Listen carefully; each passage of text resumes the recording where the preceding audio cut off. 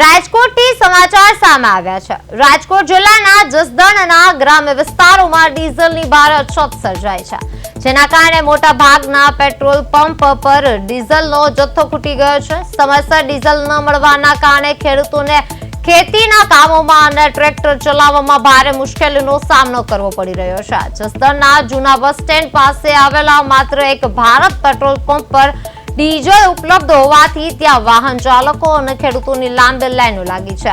ખેતી માટે ડીઝલ મેળવવા ખેડૂતો હાથમાં કેરવા લઈને વહેલી સવારે 5 વાગ્યાથી જ પંપ પર લાઈનમાં ઉભા રહી ગયા હતા। અન્ય તમામ પંપો પર ડીઝલ ખલાસ થઈ જવાથી એક જ પંપ પર ભારે ઘસારો છે તે જોવા મળી રહ્યો છે। ડીઝલની આ અછત સત્વરે દૂર થાય તેવી ખેડૂતોમાં માંગ ઉઠી રહી છે। જસદણની અંદર 5 કે 6 પેટ્રોલ પંપ છે। આ એક જ પેટ્રોલ પંપે ડીઝલ પેટ્રોલ મળે છે, બાકીના ક્યાંય મળતું નથી। અત્યારે ખેડૂતને ખેતી કામ કરવાનું હોય છે। ખરેખર સરકારને આ ક્ષેત્રે આવવું જોઈએ।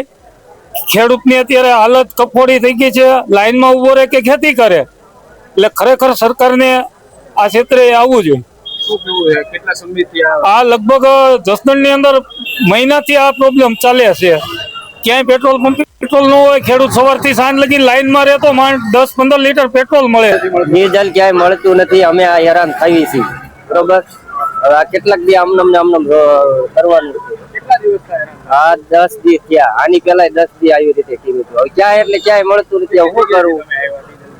હે 3-4 જગ્યાએ ક્યાંય એટલે ક્યાંય છે નહીં, બરોબર। આ અમારે માલ ને બાલ ક્યાં નાખવો? અમારે એમને ક્યાં લઈને જવું?